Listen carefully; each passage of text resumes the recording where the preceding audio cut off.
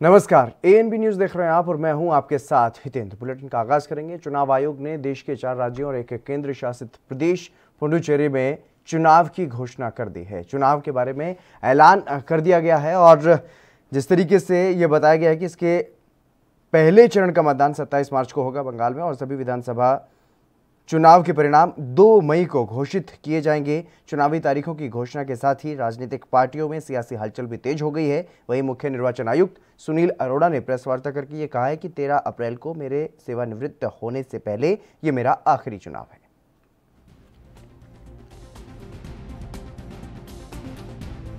Date of poll 27th March. Date of counting 2nd May. I shall not read 2nd May again and again because that is the date of counting is same for all the elections. Am I clear? Can I go to the next?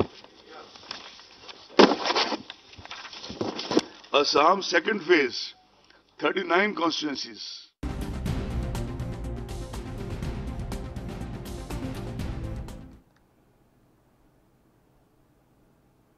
पश्चिम बंगाल, केरल सहित 5 राज्यों में विधानसभा चुनावों की घोषणा हो गई है। तारीखों का ऐलान हो गया है। चुनाव आयोग ने बताया कि पश्चिम बंगाल, केरल, तमिलनाडु, असम और पुडुचेरी में सभी जगहों पर 2 मई को वोटों की गिनती होगी। बंगाल में 8 चरणों में मतदान होगा और असम में 3 चरणों में मतदान होगा। वहीं पुडुचेरी, केरल और तमिलनाडु में 1 चरण में ही मतदान पूरा हो जाएगा। इस पर राजनेताओं की क्या कुछ प्रतिक्रियाएं हैं वो आपको सुनवाते हैं।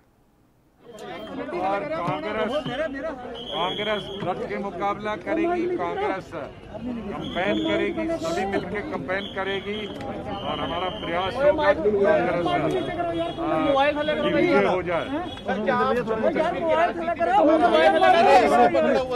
तो हिंदुस्तान की राजनीति हो, उसमें जम्मू कश्मीर भी है। क्या लगता है 5 राज्यों के इलेक्शन में कांग्रेस का क्या लगता है, किस तरह से पकड़ मानते हैं? क्या लगता है 5 राज्यों में जो चुनाव होने वाले हैं उसमें कांग्रेस किस तरह से प्रदर्शन कर पाएगी और खासतौर पे कैसे कैसा हम करेंगे, लेकिन हमारा पार्टी का पूरा प्रयास होगा कि हम हर जगह 5 राज्यों में इलेक्शन लड़ेंगे और अच्छा परफॉर्म करेंगे। देखिए, कांग्रेस पार्टी को जनता के आशीर्वाद मिले और बहुत सालों से हमने शासन भी देखा है, हम विरोधी दल में रह के भी काम करते रहे हैं। ना शासन में हम अहंकारी बने हैं, ना विरोधी दल में रहने की भूमिका आई तो हम मायूस हुए हैं। हम एक जन आंदोलन की तरह से काम कर रहे हैं और 5 राज्यों के चुनाव में मुझे पूरा विश्वास है कि कांग्रेस पार्टी और कांग्रेस के अलायंसेस को आवाम के आशीर्वाद मिलेंगे, क्योंकि भारतीय जनता पार्टी को वोट मिला तो उसके बाद वो अहंकारी बन गई है और अहंकार तो जिसका सोने की नगरी थी जिसकी, उसका भी नहीं टिका था। तो मोदी जी और अमित शाह का अहंकार देश की जनता तोड़ेगी। कांग्रेस की तैयारी पूरी है, अपने सब जगह ऑर्गेनाइजेशनल मजबूती के साथ ऑर्गेनाइजेशन के जो हमारे संगठनात्मक जो हमारे मुद्दे हैं, इश्यू हैं, उन पे हम पार्टी मजबूत है अपनी जगह। अब अलायंस जहाँ जहाँ जैसे अलायंस होगा उसमें आज का दौर ऐसा अलायंसेस के साथ करने का है। उसमें हमारे वरिष्ठ नेता अलग अलग जगह के जो इंचार्जेस हैं वो इस चीज़ पे लगे हुए हैं। पार्टी से बात करके अगले दिनों में तय हो जाएगा, उसके बाद वो काम उस पर कितनी कॉन्फिडेंस 5 जो स्टेट्स हैं उन पे? हम बिल्कुल कॉन्फिडेंट हैं कि भारतीय जनता पार्टी कहीं भी अपनी बात नहीं कर पाएगी। पार्टी जहाँ भी है वहाँ से हारेगी और दूसरी जगह कहीं अपने पाँव नहीं लगा पाएगी। स्ट्रैटेजी की क्या लोगों तक लेके जाएंगे? हमारे हमेशा कांग्रेस की सामने होती है, बिल्कुल स्पष्टता के साथ सामने है कि एक लोगों की wellness of the people, welfare of the people, देश में एक अच्छा माहौल, आपसी भाईचारा, प्रेम का माहौल देश में रहे, बांटा नहीं जाए लोगों को जैसे ये भारतीय जनता पार्टी बांटने का काम करती है। उसके साथ लोगों को मन में डर पैदा करके एक हम और द अदर, हम और दूसरे, वो बात देश में ना रहे, वो देश में खतरनाक घातक बात हो सकती है देश के लिए, उसको हमने लड़ना है। उसके लिए हम कांग्रेस उस बात पे। नमस्कार। बहुत प्रसन्नता की बात है कि इलेक्शन कमीशन ने 8 चरणों में बंगाल का चुनाव की घोषणा कर दी है और सभी राजनीतिक दलों की मांग थी कि इसका स्पान बढ़ाया जाए, क्योंकि सेंट्रल फोर्स के डिप्लॉयमेंट में थोड़ा समय चाहिए। और मैं चुनाव आयोग से ये भी निवेदन करूंगा कि रक्त रंजित चुनाव नहीं हो, इसके लिए बहुत ज़रूरी है कि वे सब असामाजिक तत्व जो लिस्टेड हैं जो कहीं ना कहीं स्मगलिंग करते हैं, विशेषकर सीमावर्ती जिलों में, वहाँ पर तत्काल उन्हें राउंड अप करें, उन्हें लॉकअप करें। यदि वे बाहर रहेंगे तो शांतिपूर्ण चुनाव नहीं हो सकते। और मैं चुनाव आयोग से अपेक्षा करता हूँ कि ये चुनाव शांतिपूर्ण हो। इसके लिए आप अतिरिक्त बल के साथ साथ वहाँ अतिरिक्त अधिकारियों की भी नियुक्ति करें, जो हर जिले में स्वयं उपस्थित रहकर वाच कर सके और निष्पक्ष चुनाव हो सके और लोग निर्भीक होकर मतदान कर सके। बीजेपी रेडी है। बीजेपी असम प्रदेश में जो लक्ष्य निर्धारण किया बीजेपी प्लस 100+, वो लक्ष्य हम लोग पहुंच सकेंगे, ये हम लोग का विश्वास है। और ये बिहू का पहले जो किया है और 3 फेज़ में किया है, हम लोग बहुत उत्साहित है। और सबसे बड़ा बात है, आप पिछले अगर बीटीसी चुनाव भी देखेंगे, आजकल असम में ये चुनाव एक उत्सव का जैसा हुआ है। और ये डॉक्टर हिमंत बिश्व शर्मा जी ने उसको क्रेडिट उनको गया है, इसलिए गया है। ये सारा जो इलेक्शन माहौल है, उन्होंने आदमियों का अंदर में एक ऐसा महसूस किया है कि ये उत्सव होना चाहिए। पहले यहाँ में बहुत हिंसाएं होता था, बहुत ऐसे घटनाएं होता था, लड़ाई उड़ाई होता था। ये एक अच्छा खबर है असम के लिए। और हम लोग का जो भी जितना सांगठनिक दिग से हम लोग यथेष्ट शक्तिशाली है। आप हमारा यहाँ इंचार्ज जैसे इंचार्ज है, 28,000 बूथ प्रेसिडेंट है। देखिए, चुनाव आयोग की ये हमारे संवैधानिक अधिकार है कि वो घोषणा करे चुनाव कब होंगे और कौन से डेट पे होंगे, कितने चरणों में होंगे। उन्होंने वो घोषणा की। अब ये हमारी जिम्मेदारी बनती है राजनीतिक पार्टी होने के नाते, इस निर्णय के आधार पर हम जो है चुनाव में भाग लें, वो काम हम करेंगे। लेकिन स्पष्टीकरण की भी ज़रूरत है कि कहीं पर 1 चरण, कहीं पर 3 चरण और बंगाल में 8 चरण। ये किस लिए हुआ? अगर वो स्पष्टीकरण देते तो बेहतर होता, लेकिन वो आया नहीं अभी तक। जो भी है वो निर्णय जो लिए हैं उसकी तो अब आदेश है तो वो तो पालन करना है। देश के रक्षा मंत्री राजनाथ सिंह ने पश्चिम बंगाल के बल्लूरघाट में चुनावी सभा की और इस दौरान उन्होंने राजनीतिक पाठ पढ़ाते हुए टीएमसी पर जमकर निशाना साधा और राज्य सरकार पर कई भ्रष्टाचार के आरोप भी लगाए। जो भ्रष्टाचार है, यहां पर जो हिंसा है, राजनीतिक हिंसा है, इसको भ्रष्टाचार राजनीतिक हिंसा को मैं कोविड कोरोना इसे कहते हैं, जैसी महामारी मैं मानता हूं। भ्रष्टाचार और राजनीतिक हिंसा यह पश्चिमी बंगाल की एक महामारी है, पैंडेमिक है, कोरोना जैसी है। और बहनों भाइयों, भ्रष्टाचार की इस महामारी की वैक्सीन भारत में यदि किसी के पास है तो वह केवल भारतीय जनता पार्टी के पास है, हमारे प्रधानमंत्री के पास है, और किसी के पास नहीं। हमने कभी तोलाबाज का नाम नहीं सुना।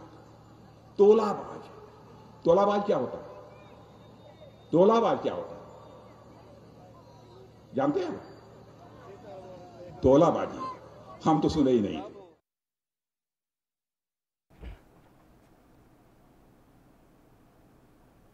जम्मू संभाग के रियासी जिले में पुलिस, सेना और सीआरपीएफ की 126वीं बटालियन ने आतंकवादी ठिकाने का भंडाफोड़ किया है। भारी मात्रा में हथियार और गोला बारूद बरामद किया गया है। बता दें कि विशिष्ट जानकारी के आधार पर सुरक्षा बलों की संयुक्त टीम ने तलाशी अभियान चलाया और इस दौरान एक भूमिगत ठिकाना मिला। ठिकाने से हथियारों का बड़ा जखीरा बरामद किया गया और जिसमें एक AK-47 राइफल, 2 मैगजीन, 150 कारतूस, एक rocket launcher, 16 grenade, 4 hand grenade और 2 रेडियो सेट के साथ कुछ अन्य आपत्तिजनक सामग्री भी बरामद की गई। हथियारों और गोला बारूद की बड़ी खेप की बरामदगी से किसी भी संभावित अप्रिय घटना को विफल कर दिया गया है और इसके साथ ही पीर पंजाल रेंज के दक्षिण में आतंकवादी संगठनों की नापाक योजना को विफल कर दिया गया है। पुलिस ने संबंधित धाराओं में मामला दर्ज कर लिया है।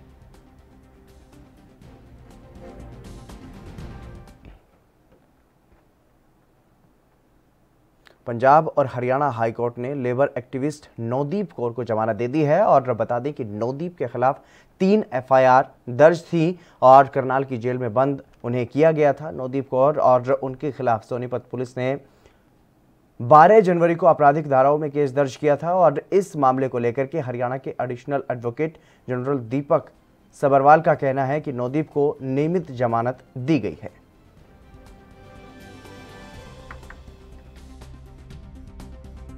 उनकी की तरफ से ये था कि ये जो है फॉल्स केस मेरे पे रजिस्टर करा गया है कि हम पीसफुल प्रोटेस्ट कर रहे थे। हरियाणा सरकार की तरफ से हमने ये पक्ष रखा है कि ये पीसफुल प्रोटेस्ट नहीं था।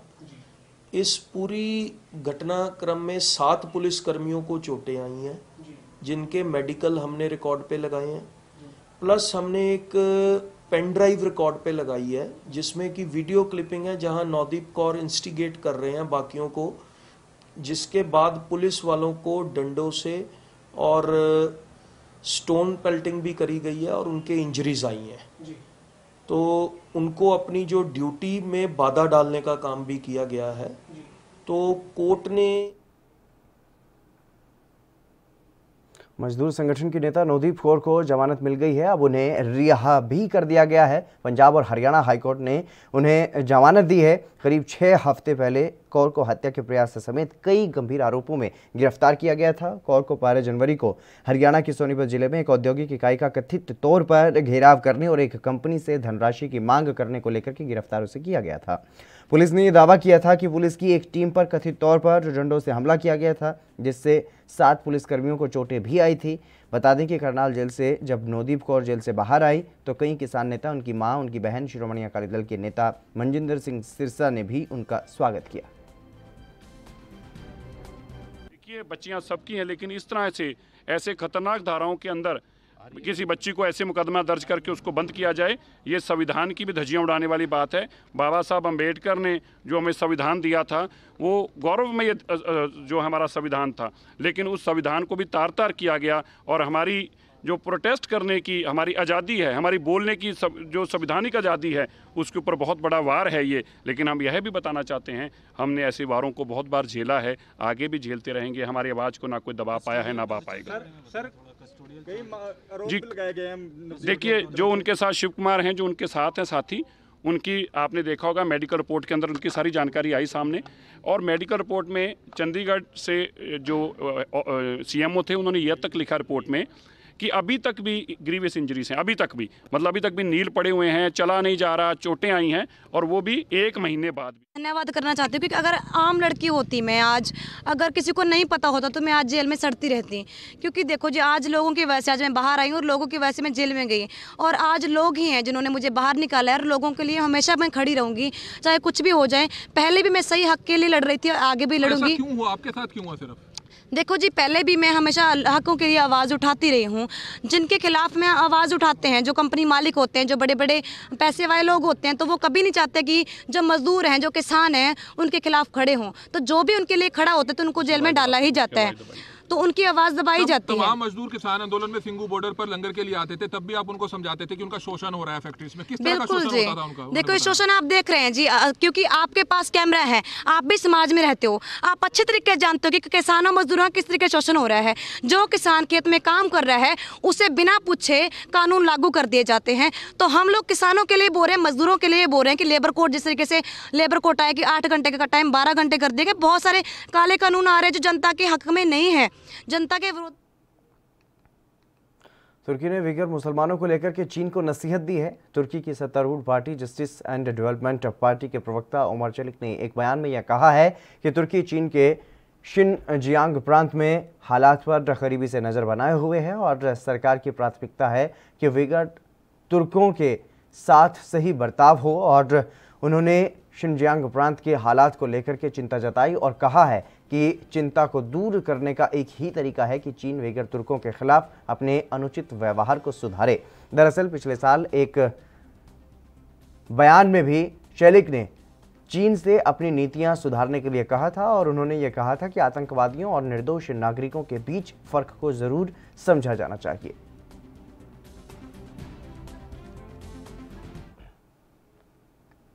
प्रधानमंत्री नरेंद्र मोदी ने कश्मीर के गुलमर्ग में खेलो इंडिया विंटर गेम्स का वर्चुअल मोड में उद्घाटन किया है और इसमें देश भर के कई राज्यों से 1200 से अधिक खिलाड़ी भाग ले रहे हैं। बता दें कि पीएम ने उद्घाटन के बाद खिलाड़ियों का उत्साह बढ़ाते हुए ये कहा है कि खेलो इंडिया के तहत हर जिले में एक सेंटर विकसित किया जाएगा। और देश भर से आए सभी खिलाड़ियों को बहुत बहुत शुभकामनाएं देता हूं। देश के अलग अलग हिस्सों से आए आप सभी खिलाड़ी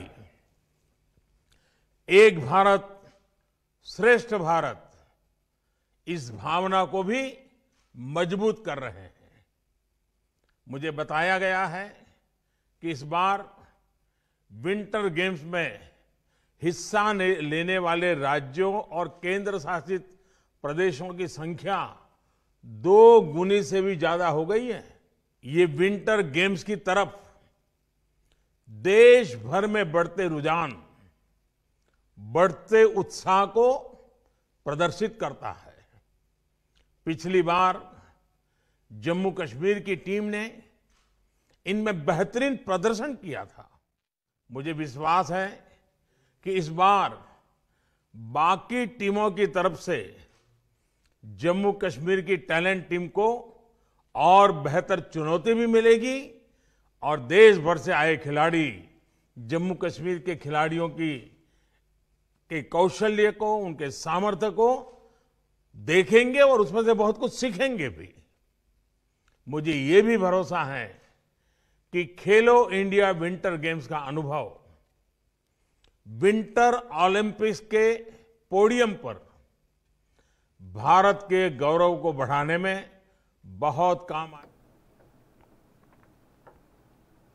दिल्ली के कल्याणपुरी 8E वार्ड से निगम उपचुनाव के बीजेपी उम्मीदवार के समर्थन में विशाल रोड शो का आयोजन किया गया। इस रोड शो में दिल्ली बीजेपी के अध्यक्ष आदेश गुप्ता भी पहुंचे। सुनिए आदेश गुप्ता ने इस दौरान क्या कुछ कहा।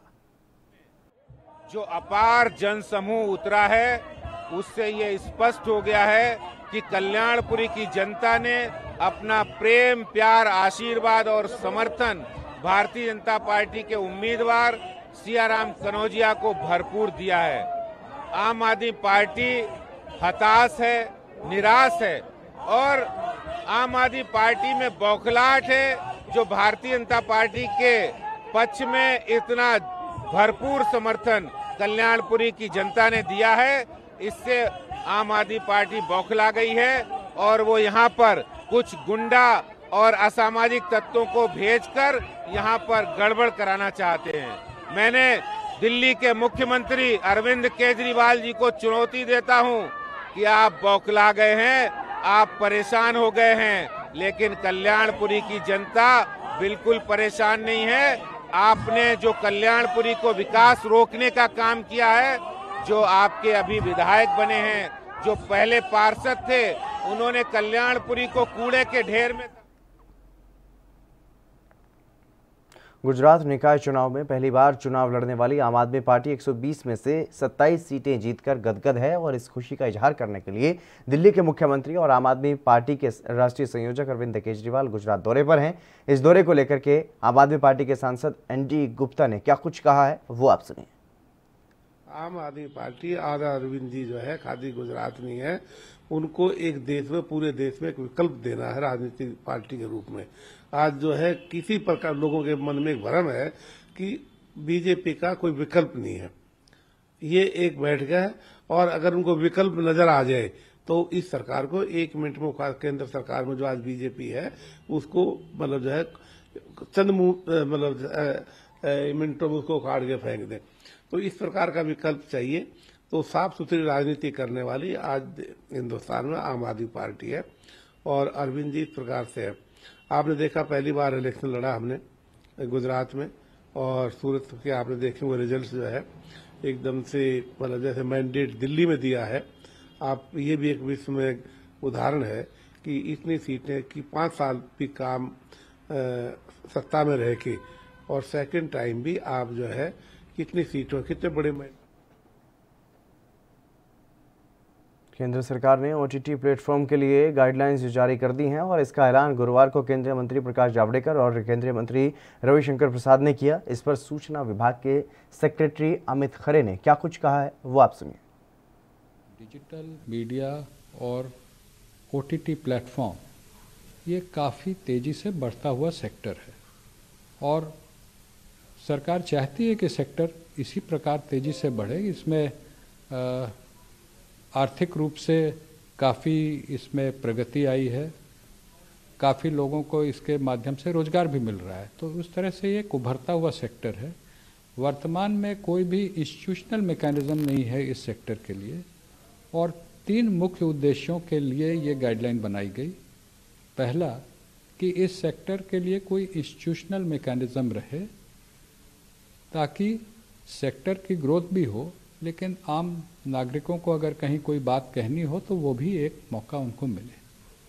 दूसरा इसका उद्देश्य है कि आम नागरिक को अगर कोई बात अपनी रखनी हो तो उसको एक ग्रीवांस रिड्रेसल का मौका रहना चाहिए। अगर किसी को देश में दिग्गज उद्योगपति मुकेश अंबानी के घर के बाहर मिली संदिग्ध कार में एक चिट्ठी मिली थी जिसको पुलिस महकमे में, जिसके बाद से हड़कंप मचा हुआ है। इस पर महाराष्ट्र कांग्रेस अध्यक्ष नाना पटोले ने क्या कुछ कहा है वो आप सुनिए। बताया है कि उसमें पूरी इंक्वायरी चल रही है, सत्य जब सामने आएगा तो उसके पूरी बातें आपके माध्यम से पूरे देश को बताए जाएंगे। लेकिन 2 दिन पहले गुजरात के सांसद यानी दादरी हवेली के सांसद ने जो आत्महत्या की, गुजरात में क्या हालत है, वहाँ का लोक प्रतिनिधि भी सुरक्षित नहीं है, उसके ऊपर कैसे दबाव लाया जाता है, उसको कैसे मेंबर ऑफ पार्लियामेंट को आत्महत्या करना पड़ रहा है, तो वो स्थिति का भी जायजा लेने की जरूरत है। और उसकी भी कांग्रेस ने मांग की है कि जो सुसाइड नोट आया है वो सुसाइड नोट के ऊपर तुरंत गुने दाखिल करना चाहिए, जिनके बारे में उसमें लिखा गया वो सब के ऊपर तुरंत एक्शन ली जाए, ये मांग कांग्रेस ने की है। मिली है वो नागपुर में बनाई गई थी ऐसी खबर। बिल्कुल उसकी जांच हो रही है और गृह मंत्री ने खुद कह दिया कि जांच हो रही है, उसमें जो भी सामने आएगा उसका। दिल्ली सरकार के सभी विभाग अब सिर्फ इलेक्ट्रिक वाहनों का इस्तेमाल करेंगे। दिल्ली के उप मुख्यमंत्री मनीष सिसोदिया ने गुरुवार को इस बारे में घोषणा की है। सिसोदिया ने यह कहा है कि अगले 6 महीनों के भीतर सभी गाड़ियों को इलेक्ट्रिक वाहनों से बदल दिया जाएगा। उन्होंने यह कहा है कि दिल्ली सरकार के बेड़े में 2000 से ज़्यादा कारें हैं। सरकार को उम्मीद है कि उसके इस फैसले से देश और दुनिया के अन्य शहरों को भी प्रदूषण और जलवायु परिवर्तन के मामले में इस समस्या से निपटने के लिए प्रेरणा मिलेगी, जिसकी गंभीरता और तत्परता से जरूरत भी है।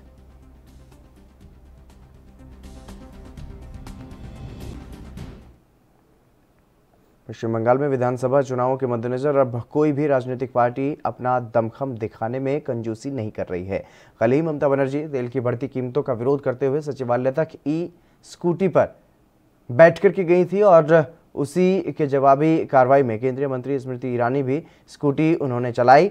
और पश्चिम बंगाल में एक रोड शो के दौरान केंद्रीय मंत्री स्मृति ईरानी ने स्कूटी चलाई। रोड शो के बाद स्मृति ने ममता बनर्जी पर जमकर निशाना भी साधा और कहा कि राज्य में हिंसा ने ममता बनर्जी के शासन को परिभाषित किया है। और स्मृति ईरानी ने ये कहा कि राज्य की लोकतांत्रिक आवाज़ों ने इस बार टीएमसी को चुनाव में हराने का फैसला लिया है।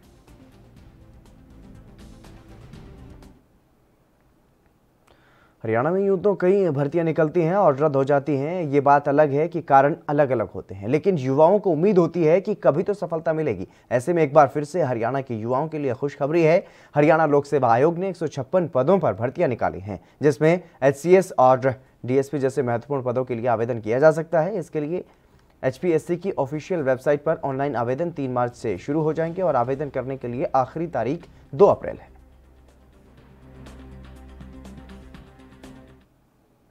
29वीं सीनियर नेशनल वुशु चैंपियनशिप की शुरुआत चंडीगढ़ यूनिवर्सिटी में हो गई है और वुशु एसोसिएशन ऑफ इंडिया की तरफ से करवाई जा रही है। 29वीं सीनियर नेशनल वुशु चैंपियनशिप का उद्घाटन पंजाब के खेल, युवा और प्रवासी भारतीय मामलों के मंत्री राणा गुरमीत सिंह सोढ़ी ने किया है और इस मौके पर उनके साथ वुशु एसोसिएशन ऑफ इंडिया के प्रेसिडेंट भूपिंदर सिंह और चंडीगढ़ यूनिवर्सिटी के चांसलर सतनाम सिंह संधू भी मौजूद थे। बता दें कि सीनियर नेशनल वुशु प्रतियोगिता का आयोजन चंडीगढ़ वुशु एसोसिएशन 25 फरवरी से 2 मार्च तक चंडीगढ़ यूनिवर्सिटी में कर रही है और सीनियर नेशनल के ट्रायल में 18 साल से 40 साल तक की आयु वाले प्रतिभागी भाग ले रहे हैं। इसके लिए प्रतिभागियों के पास 2-3-1981 से 25-2-2003 के बीच का आयु प्रमाण पत्र होना अनिवार्य किया गया है।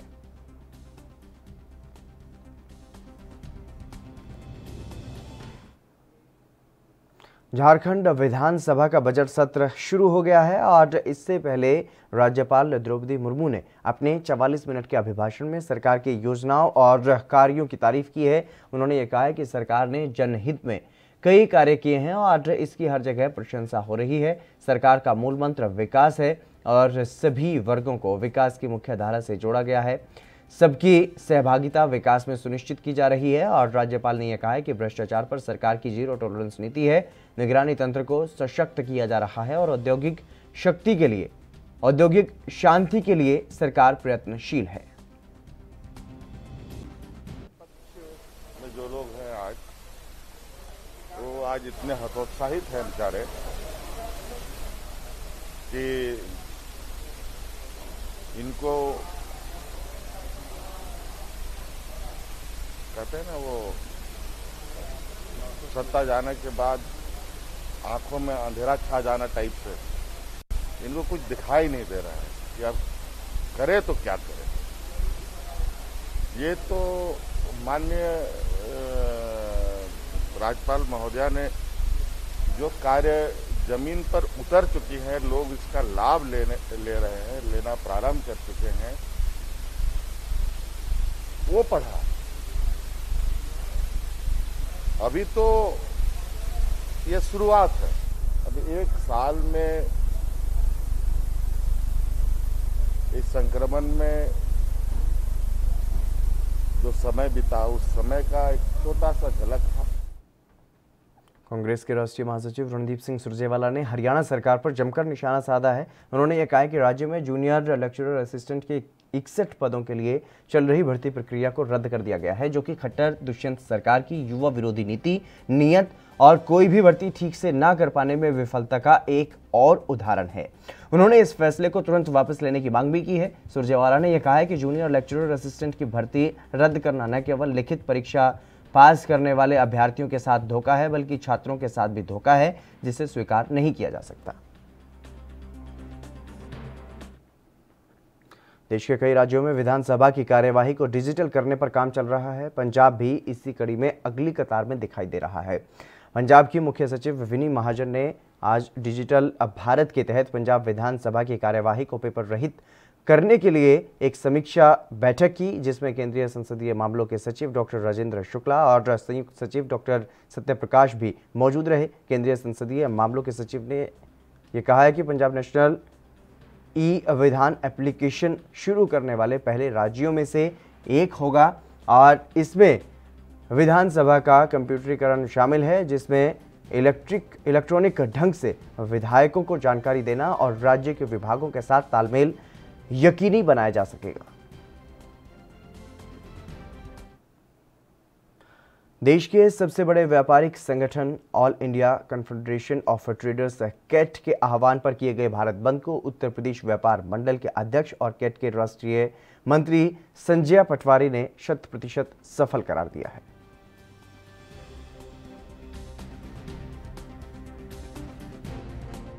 देश के सबसे बड़े व्यापारिक संगठन confederation of all India traders CAT के आह्वान पर किए गए भारत बंद को उत्तर प्रदेश व्यापार मंडल के अध्यक्ष संजय पटवारी ने 100% सफल करार दिया है।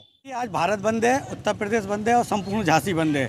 हम लोगों का मेन मुद्दा है जीएसटी की विसंगतियों को लेकर, ई कॉमर्स व्यापार को लेकर और अन्य व्यापारिक समस्याओं को लेकर। एक टैक्स एक नेशन की बात कही गई थी जब जीएसटी लगा था, लेकिन आज जीएसटी में इतनी विसंगति है कि हम लोग व्यापार नहीं कर पा रहे हैं।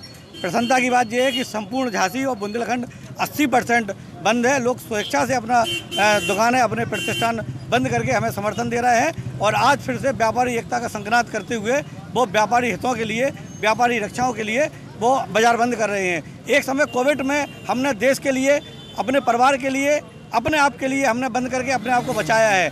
आज एक दिन का बंद अपने व्यापार बचाने के लिए है। जो बताते चले कि व्यापार मंडल के तमाम पदाधिकारियों के साथ आज भ्रमण पर निकले प्रदेश अध्यक्ष संजय पटवारी ने कहा कि जीएसटी की विसंगतियों के विरोध में इस बंद का आह्वान किया गया था। पूरा भारत, उत्तर प्रदेश, बुंदेलखंड तथा झांसी ने अब बंद में अपना अभूतपूर्व योगदान दिया है। झांसी का लगभग 80% बाजार पूरी तरह से बंद रहा है। उन्होंने कहा कि कोरोना काल में व्यापारियों ने लॉकडाउन के दौरान अपनी दुकानें बंद कर खुद को तथा अपने परिवार को बचाया था, लेकिन आज उन्होंने दुकान बंद कर अपने पूरे व्यापार को बचाने की कोशिश की है। उन्होंने सभी व्यापारियों का बंद में सहयोग करने के लिए आभार भी व्यक्त किया है।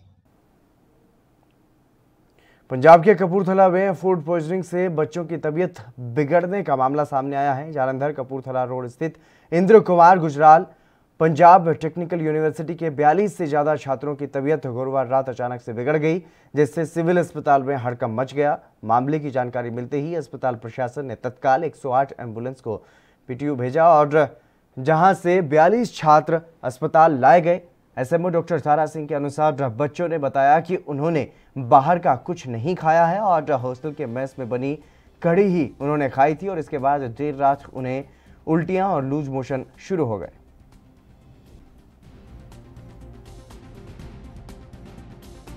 मैंने रात में मेस में खाना खाने गया तो वो दिन वाला खाना जो था रात में आलू का वो रात में दे दिया। अचानक से कई बच्चों को, लगभग 100 से ज़्यादा बच्चों को पेट खराब हो गया, 100-150 बच्चों से। इसमें से काफ़ी सारे रात में ही हम लोग 50 से 60 स्टूडेंट यहाँ पे आए थे। तो कुछ लोग चले भी गए, कुछ लोग हैं और कुछ लोग अभी भी कॉलेज में ही हैं जिनका तबीयत खराब है। क्या कॉलेज प्रशासन ने कोई हेल्प की आपकी? अभी तक तो कुछ नहीं, बस यहाँ पे लाया गया है। चलिए फिलहाल यहाँ पर रुकेंगे एक छोटे से ब्रेक के लिए, जल्द हाजिर होंगे।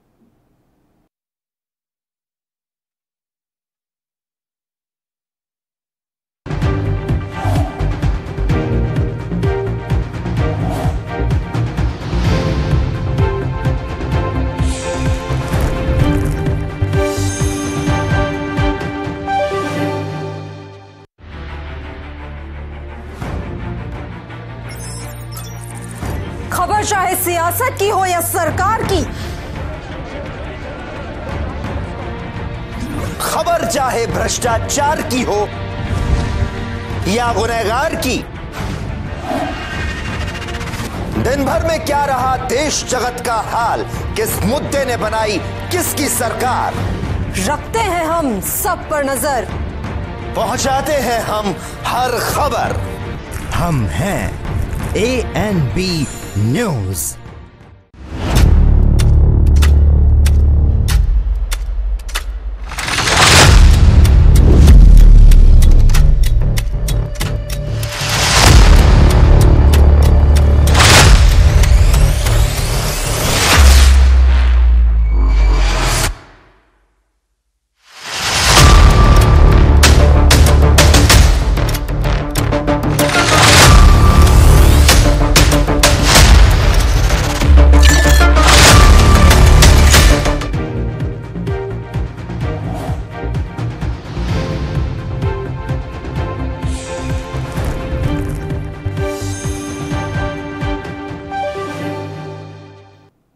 ब्रेक के बाद एक बार फिर से आप सभी का स्वागत है। खबरों में आगे बढ़ेंगे। उत्तराखंड के रुड़की के मंगलोर कोतवाली पहुंचे प्रदेश के पुलिस महानिदेशक अशोक कुमार ने जनता संवाद में भाग लिया और जन संवाद में आए लोगों की समस्याओं को गंभीरता से सुना। इस दौरान बीजेपी और कांग्रेस के सभी विधायकों के साथ रुड़की नगर निगम मेयर गौरव गोयल भी मौजूद रहे और इस दौरान भाजपा विधायक प्रदीप बत्रा और कांग्रेस विधायक फुरकान अली ने CPU की तरफ से वाहनों के चालान काटे जाने पर नाराजगी जताते हुए कहा है कि इसका और सरल समाधान निकालने का सुझाव उन्होंने दिया है। विधायक फुरकान ने पुलिस की तरफ से फर्जी केस दर्ज करने पर भी कड़ी आपत्ति दर्ज करवाई।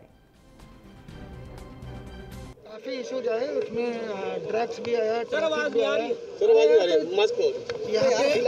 बहुत सारे इशूज आए लोगों के, इनमें से प्रमुख रूप से ड्रग्स और ट्रैफिक के इशूज थे।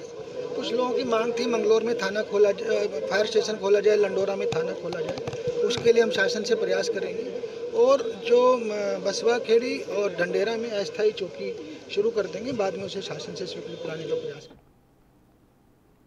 उत्तर रेलवे के महाप्रबंधक आशुतोष गंगल ने देश की धर्म नगरी अयोध्या के दौरे पर वो रहे और यहां पर उन्होंने हनुमानगढ़ी पहुंच करके दर्शन और पूजा अर्चना की, जिसके बाद अयोध्या फैजाबाद रेलवे स्टेशन पर पहुंच करके स्टेशन का जायजा उन्होंने लिया।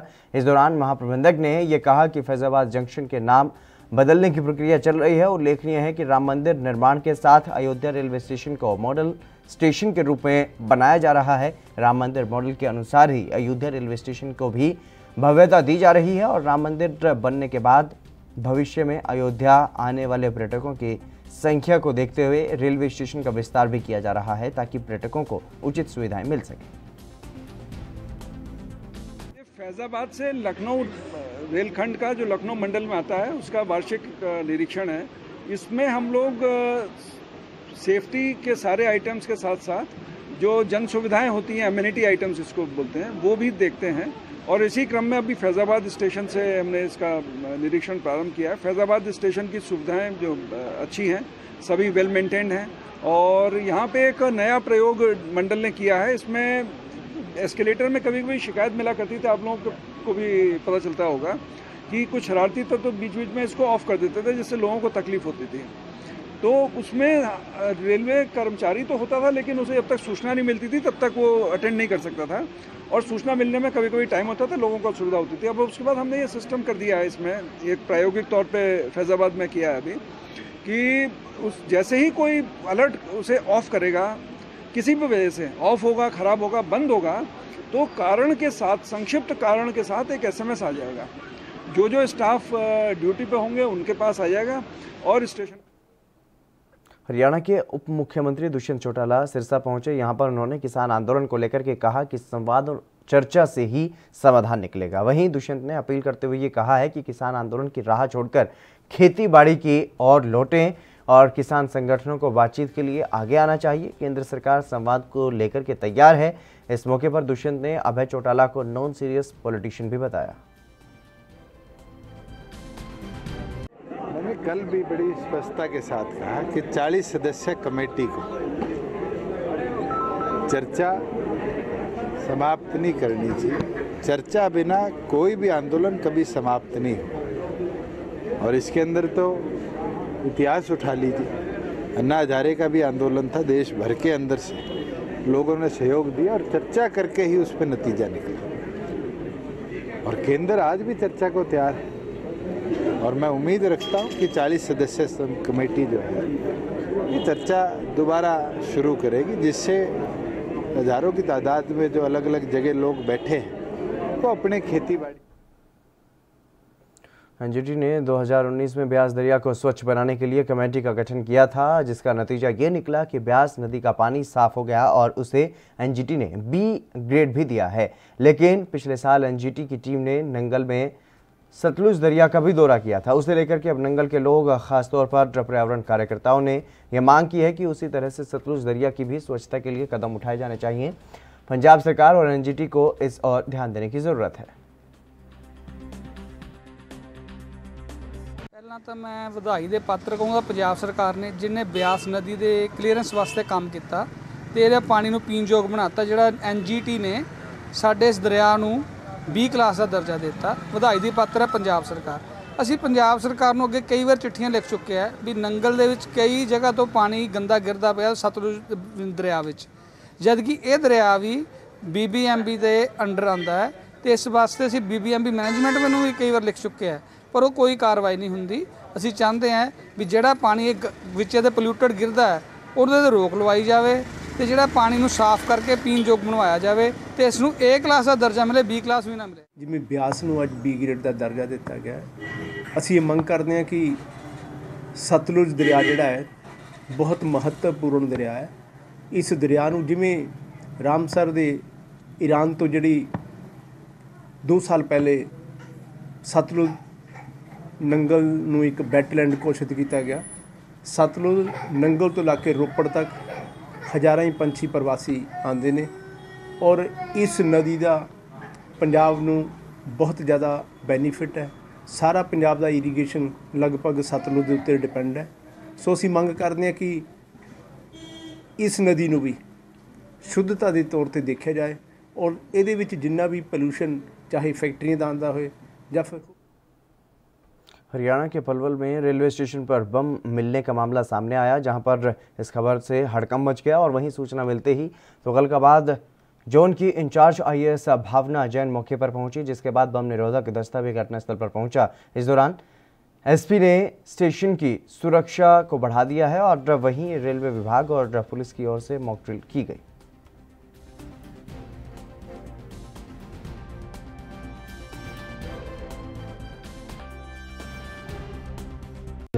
So basically it's a welcoming step कि सिविल एडमिनिस्ट्रेशन और रेलवे एडमिनिस्ट्रेशन मिलके क्राउड मैनेजमेंट कैसे करते हैं, क्योंकि बॉम्ब एक्सप्लोजन और safety which is very important आज के टाइम में, तो कहीं पे भी ऐसी सिचुएशन हो सकती है। तो इस टाइम पे कैसे क्राउड मैनेजमेंट करना है, कैसे रेलवे स्टाफ और सिविल मिलके बॉम्ब डिफ्यूजन वगैरह करते हैं, उसके लिए ये हमने स्टेप लिया था, जिसमें हम लोगों ने ये किया था कि आरपीएफ का स्टाफ बेसिकली होता है रेलवे का स्टाफ, उसमें हमारे जो पुलिस वाले जो रेलवे के होते हैं, रेलवे प्रोटेक्शन फोर्स, वो रिस्पॉन्स कैसे करें और ऐसे ही सिविल के साथ मिलके कैसे रिस्पॉन्स करें in the quickest possible time.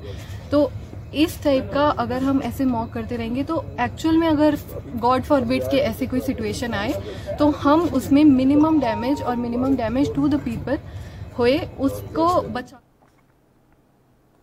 Himachal विधानसभा में बजट सत्र का पहला दिन काफी हंगामेदार रहा। सदन में विपक्ष ने जमकर हंगामा किया। कांग्रेस के विधायकों ने राज्यपाल के सामने प्रदर्शन के बाद सदन से वॉकआउट कर दिया और उसके बाद विपक्ष के विधायकों ने सदन के बाहर दरवाजे पर बैठकर सरकार के खिलाफ नारेबाजी भी की। इसके बाद राज्यपाल जब अपना अभिभाषण खत्म करके राजभवन की तरफ जा रहे थे, तब विपक्ष के सदस्यों ने उनका रास्ता रोकने की कोशिश की। हालांकि संसदीय कार्य मंत्री सुरेश भारद्वाज इस धक्का मुक्की में गिर भी गए। माहौल बिगड़ने पर पुलिस के जवानों ने मोर्चा संभाला और सुरक्षा घेरा बनाकर के राज्यपाल को सुरक्षित उनके वाहन में बिठाया गया। गवर्नर भागे, बिना पढ़े भागे, 2 पेज पढ़ के भागे। ये पहले दफा हिमाचल प्रदेश की असेंबली में हुआ कि गवर्नर बिना पढ़े भागे। हम कह रहे हैं कि भाई इसको पढ़ो जिस पे चर्चा होनी है, लेकिन गवर्नर नहीं पढ़ सके। सरकार पहले सत्र से भागी, अब इस डॉक्यूमेंट को पढ़ने से भागी, क्योंकि ये झूठ का फंदा है। सर, आपने कचरा बताया अभिभाषण को, कचरा क्यों लगता है? ये कचरा है। खान की ओर जा रहे थे, यहाँ मेरे चैम्बर के बाहर जिस तरीके से उनको रोका गया, उनके साथ धक्का मुक्की की गई, अभद्र व्यवहार या शैली विपक्ष के नेता व उनके कुछ साथियों के द्वारा की गई और अभिभाषण की कॉपी उनकी पीठ पर, उनके सिर पर मारी गई, वो अशोभनीय है। गाड़ी में ना बैठने के लिए भी उनको मजबूर किया गया और उनकी गाड़ी के सामने जोर जोर से उन गाड़ी को बार बार जो है वो रोका गया।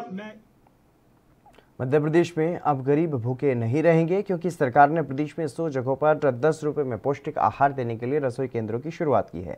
मुख्यमंत्री शिवराज सिंह चौहान ने दीनदयाल रसोई योजना के तहत इन केंद्रों की शुरुआत की है। इंदौर, उज्जैन, मुरैना, धार और छतरपुर जिले में रसोई केंद्रों पर मौजूद लोगों से सीएम ने वीडियो कॉन्फ्रेंसिंग के जरिए बातचीत भी की है।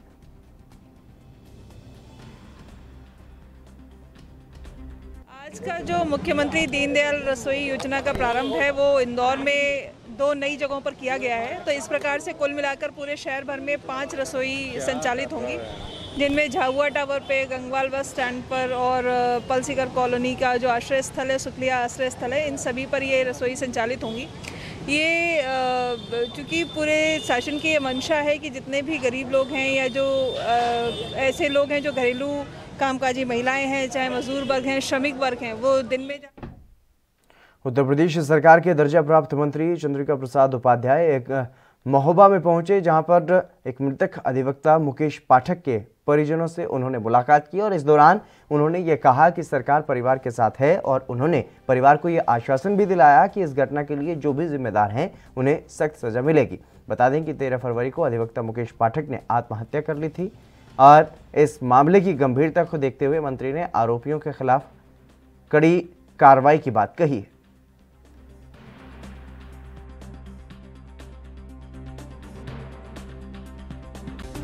मुकेश पाठक के परिवार से मैं मिला था और उन्होंने जो घटना घटी उसके बारे में मुझे विस्तार से बताया शासन और प्रशासन की ओर से उन लोगों के विरुद्ध सख्त कार्रवाई अमल में लाई जा रही है जिन्होंने इस घटना के अंजाम होने में जो सहायक थे, और आगे भी उन्होंने कुछ बातें कही हैं।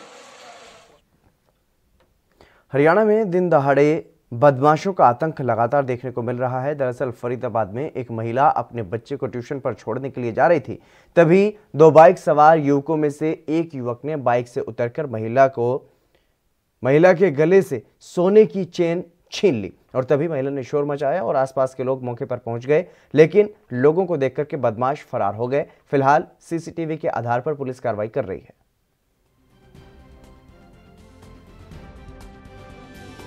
मैं अपने बच्चों को ट्यूशन छोड़ने जा रही थी और उसी वक्त वो मेरे को एक तरफ देखकर वापस चले गए, फिर बैक होके आए और पीछे से मेरे ऊपर मोटरसाइकिल वाला एक गली में चला गया और जो पीछे वो बैठा था वो मेरे ऊपर झपटा, मेरे गले पे हाथ डाला, पर मैंने काफ़ी कोशिश करी, उसका एक हाथ पकड़ भी लिया था और उसके हाथ पे घाव भी कर दिया है मैंने, पर फिर भी वो मतलब चैन मेरे से छीन के चला गया। पर काफ़ी देर तक मेरे से वो कोशिश करता रहा कि मैं चैन छीन लूँ, पर कोशिश उसकी नाकाम हुई तो नहीं, पर सही रहा, उसको खींच ली उसने चैन। पर मैं वो ट्यूशन छोड़ने गई थी, बच्चे ने 2:45 बजे घर से निकली थी और 3 बजे का वारदात हुई है। ये आगे 2 मोटरसाइकिल पे थे और उन्होंने झपटा करा, उसने आके मुझे बताई तो हम भी घबरा गए एकदम। फिर हम उत्तर प्रदेश के सीतापुर में मानसिक रूप से पीड़ित महिला के साथ गैंगरेप कर जिंदा जलाने का मामला सामने आया है।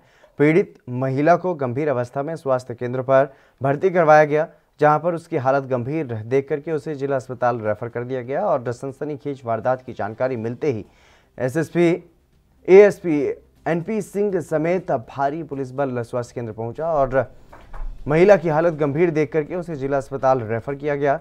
महिला के साथ हुई गैंगरेप के घटना के बाद उसे जलाने की घटना में आरोपी पिता पुत्र को पुलिस ने हिरासत में ले लिया है। कि डायल 112 के माध्यम से उनके थाना क्षेत्र के एक गांव में एक महिला के साथ 2 लोगों द्वारा दुष्कर्म करने और उसे जलाने के प्रयास की सूचना मिली। इस पर पुलिस तत्काल मौके पर पहुंची। महिला को प्राथमिक उपचार के लिए CHC ले जाया गया। दोनों अभियुक्तों को तत्काल तलाश करके पुलिस द्वारा हिरासत में ले लिया गया है। ये दोनों अभियुक्त एक 55 साल का है रामकृष्ण और उसका लड़का एक संजय, ये पिता पुत्र हैं और ये रामकृष्ण ठेलिया चलाता है। घटनाक्रम के विषय में जानकारी ये मिली कि ये महिला कल अपने ससुराल संदना थाना क्षेत्र से सिधौली थाना क्षेत्र जहां उसका मायका है वहां पर आई थी और वहां से एक बस में बैठ करके अकेले मिश्रिक थाना क्षेत्र में शाम को 5-6 बजे। पश्चिम बंगाल के मेदिनीपुर में उस वक्त हड़कंप मच गया जब एक हाथी रिहायशी इलाके में घुस गया, जिसके बाद घबराए लोगों ने पुलिस को इस बात की जानकारी दी और वहीं पुलिस ने इलाके को खाली करवा करके फॉरेस्ट डिपार्टमेंट की मदद से खुलेआम घूम रहे हाथी को रेस्क्यू करा करके जंगल में छोड़ा है। बहरहाल घटना के बाद से लोगों के मन में दहशत का माहौल है और तलब है कि आए दिन जानवर जंगलों को छोड़ करके खाने की तलाश में रिहायशी इलाकों का रुख कर रहे हैं और इस पर सरकार और प्रशासन को ध्यान देने की जरूरत है।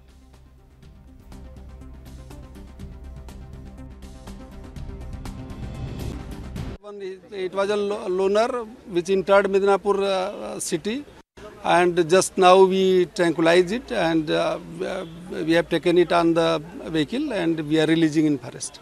Sir, why it will be taken primarily? Huh? It will be taken to which place? In Arabari jungle. Okay. And after observation, it will be released in forest? Yes, it is already in observation. Staff is already there with the vehicle, so it is under observation. Rewari जिले के डहीना गांव में शहीद स्मारक के सामने bus queue shelter के निर्माण करने और 10 दिन पहले शहीद संदीप यादव के परिजनों के साथ पुलिस की तरफ से दुर्व्यवहार करने को लेकर के ग्रामीणों में भारी आक्रोश है। इसी के चलते भारी संख्या में ग्रामीणों ने जिला सचिवालय पहुंचकर के प्रदर्शन किया और इन ग्रामीणों ने सचिवालय में न केवल जोरदार विरोध प्रदर्शन किया बल्कि नारेबाजी करते हुए प्रशासनिक अधिकारियों को मुख्यमंत्री के नाम ज्ञापन भी सौंपा। पुलिस सब इंस्पेक्टर को सस्पेंड करते हुए इस मामले की उच्च स्तरीय जांच करवा करके दोषियों पर कार्रवाई की मांग उन्होंने की है और साथ ही ग्रामीणों ने ये चेतावनी भी दी है कि अगर 7 दिन के अंदर कार्रवाई नहीं हुई तो अहीरवाल के लोग सड़क पर उतरने को मजबूर होंगे और पुलिस के खिलाफ बड़ा आंदोलन किया जाएगा। बस स्टैंड वगैरह बनाने की प्रक्रिया चल रही है, तो वहाँ के लोगों ने, उनके परिवार ने उनका विरोध किया है, तो पुलिस प्रशासन ने उन पर हाथ उठाया और उसकी पिटाई की है। तो उसके विरोध में हम आए, ना तो वहाँ बस स्टैंड बने और उनके जो साथ दुर्व्यवहार किया गया है उनके लिए प्रशासन माफ़ी मांगे और उसको जिस आईओ ने उसके ऊपर हाथ उठाया उसको तुरंत सस्पेंड किया जाए। चौकी हमारी मुद्दे से, इसलिए हम यहाँ पर आए। एसडीएम की जांच चल रही है उसमें अभी, और वक्त खैर काफ़ी हो गया, सप्ताह भर निकल गया। देखो, प्रशासनिक मुद्दे चलते रहते हैं, लेकिन हम प्रशासन से पहले हम अपने लोगों के लिए आगे खड़े होंगे। हमारे शहीद है, देश के शहीद का दर्जा दिया है जब देश में, और हमारे क्षेत्र के है तो हमारा आवाज़ उठाना हमारा फर्ज बनता है। और ऐसे अगर प्रशासन ने माफ़ी नहीं मांगी तो आगे बड़ा आंदोलन किया जाएगा, उसकी रूपरेखा तैयार की जाएगी। एक वारदात हुई थी जो शहीद का अपमान ही मैं तो कहूँगा कि शहीद का अपमान किया गया है, जो कि उसके परिवार ने जो शहीद की जो मूर्ति बनवाई गई उसके आगे प्रशासन के द्वारा एक बस स्टैंड का निर्माण किया जा रहा है। जब परिवार ने उसका विरोध किया तो अवैध तरीके से परिवार को उठाकर उनके साथ मार पिटाई की, अभद्रता की गई। तो उसके लिए हम डीसी साहब को ज्ञापन देने आए हैं। अगर दी उचित कानूनी कार्रवाई नहीं की तो बहुत जल्द पूरे दक्षिणी हरियाणा में बड़े आंदोलन की तैयारी की। बड़ा वो जो वीडियो देखा, जो भाषा का इस्तेमाल किया गया है वो तो शहीद का आम आदमी के साथ भी गलत भाषा है, बहुत ही गलत भाषा का इस्तेमाल किया गया। जो वहाँ के जो अधिकारी हैं जिन्होंने इस भाषा का इस्तेमाल किया है उनको तुरंत। मध्य प्रदेश के शिवपुरी में भूमाफियाओं की दबंगई देखने को मिलती रहती है, जहां पर आए दिन जमीनी विवाद को लेकर के लड़ाई झगड़े होते रहते हैं। इसी कड़ी में भूमाफियाओं ने एक रिटायर्ड डीएसपी को जान से मारने की धमकी दी थी, तो वहीं कुछ महीने पहले एक दूसरे रिटायर्ड डीएसपी को गोली मार दी गई थी। हालांकि गनीमत रही कि रिटायर्ड डीएसपी बच गए। नया मामला गोल्ड स्टार होटल का है, जहां पर बदमाशों ने दहशत फैलाने के लिए गोल्ड स्टार होटल के गेट पर गोलियां चला दी, जिससे दहशत का माहौल वहां पर बन गया और फिलहाल पुलिस ने 2 अज्ञात लोगों के खिलाफ मामला दर्ज करके जांच शुरू कर दी।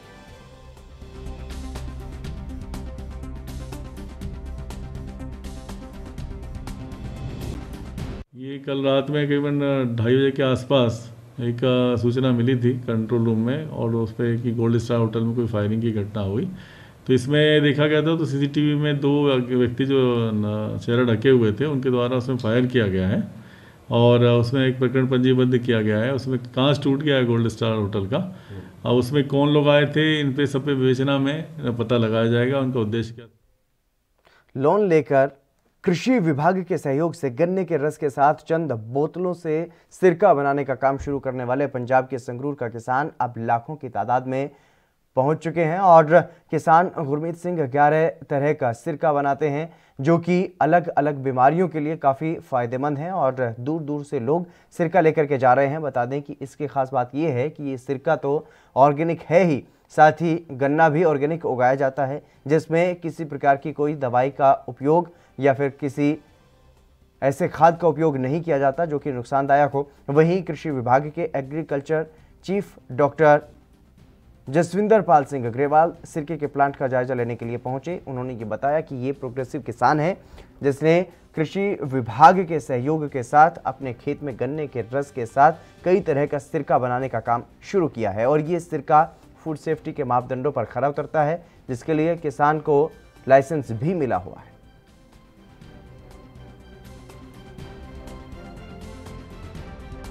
ये मैं गन्ने तो जूस बनाना जी, ਤੇ ਗੰਨੇ ਤੋਂ ਟੈਂਕੀਆਂ 'ਚ ਪਾ ਕੇ ਜੀ, ਤੇ ਅੱਗੇ 1 ਸਾਲ ਦੇ ਬਣਦਾ ਜੀ ਇਹ ਪ੍ਰੋਸੈਸਿੰਗ ਕਰਕੇ 11 ਕਿਸਮ ਦੇ ਮੈਂ ਬਣਾਉਣਾ ਜੀ।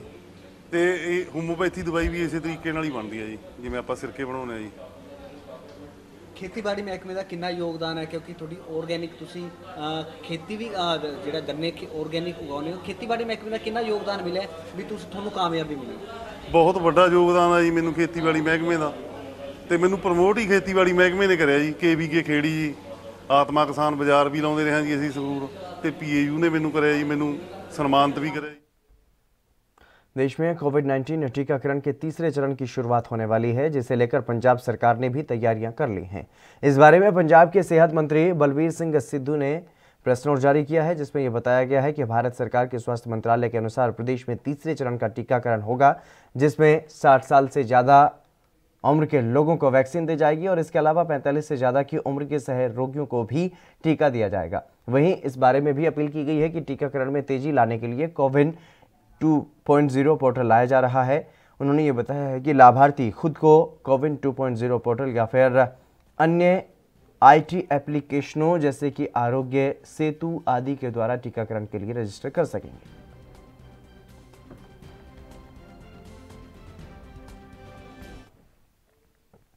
रोहतक जिले के मोखरा गांव में रहबर आजम सर छोटू राम की प्रतिमा को खंडित किया गया है, जिस वजह से गांव के लोगों में गुस्सा है और तनाव का माहौल वहां पर बना हुआ है। बता दें कि मोखरा हरियाणा के बड़े गांव में शुमार है और यहां पर 4 ग्राम पंचायतें हैं। तनाव को देखते हुए गांव में भारी पुलिस बल भी तैनात किया गया है। सर छोटू राम को किसान अपना देवता मानते हैं और ऐसे में इस प्रकार की घटना हो जाने से लोगों में भारी रोष है। गांव के बुजुर्गों का यह कहना है कि किसी असामाजिक व्यक्ति की 36 बिरादरी का भाईचारा खराब करने की साजिश को कामयाब नहीं होने दिया जाएगा। गांव के सरपंच की शिकायत पर पुलिस ने अज्ञात लोगों के खिलाफ मामला दर्ज कर लिया है और फिलहाल पुलिस पूरे मामले की गहनता से जांच में जुट गई है। गांव के लोगों की मांग है कि दोषी को सख्त से सख्त सजा दी जाए। प्रशासन से एक मांग करते हैं, जल्द से जल्दी ऐसे दोषी को फांसी दी जाए, बल्कि नाड़ काट दे। फांसी की भी कम होगी सजा। छोटू राम की नहीं मारी नाड़ तार रखी है, पूरा गांव सारा देश की उतर गया, देश की या सारा देश की उतर गई जी। इसमें उसको फांसी दी जाए जी, नहीं वो कांड करे। और हम फिर रिक्वेस्ट करते हैं DC SP DGP IG सारे थे और मुख्यमंत्री ताई भी, और जल्द से जल्दी यह कार्रवाई बैठाई जाए और जल्द से जल्द दोषी को पकड़ा जाए और गाँव में शांति रहोगी, शांति रखेंगे। कल रात्रि को कुछ असामाजिक तत्वों के द्वारा, जो अज्ञात है अभी तक पता नहीं चल पाया है, उन्होंने गांव मोखरा में छोटूराम पार्क के अंदर सर छोटूराम की मूर्ति का अक्षतिगत किया उन्होंने किया है। उसको उस संबंध में मुकदमा दर्ज किया गया है और जो भी दोषी होगा उसके खिलाफ कार्रवाई की जाएगी। गांव में माहौल कैसा बना? गांव में अभी तक माहौल बिल्कुल अच्छा है, सौहार्दपूर्ण माहौल है। गांव के आदमियों ने कहा है कि भाई हम गाँव की जो ये स्थिति। यूपी के फतेहपुर से एक महिला टीचर के साथ मारपीट और अभद्रता का मामला सामने आया है। ये घटना स्कूल में छात्रों की आंखों के सामने हुई है और जब स्कूल का प्रिंसिपल महिला टीचर को बालों से घसीटते हुए क्लास से बाहर लेकर के गया। दरअसल महिला टीचर के साथ किसी बात को लेकर के प्रिंसिपल की अनबन हो गई थी और जिसके बाद गुस्साए प्रिंसिपल ने मर्यादाओं की सारी सीमाओं को तोड़ दिया और महिला के साथ मारपीट शुरू कर दी। इतना ही नहीं, महिला का यह भी आरोप है कि स्कूल का प्रिंसिपल उसे बालों से खींचता हुआ क्लासरूम से बाहर लेकर के आया और महिला के शोर मचाने पर स्कूल के और भी टीचर्स जो हैं वो मौके पर पहुंचे और बीच बचाव करने की कोशिश की गई, पर इस दौरान महिला को काफ़ी चोटें आ चुकी थी। तो वहीं महिला के आरोप पर पुलिस ने शिकायत दर्ज कर ली है। फिलहाल प्रिंसिपल को गिरफ्तार किया गया है और मामले की जांच चल रही है। टीचर की मांग है कि प्रिंसिपल को स्कूल से निकाला जाए।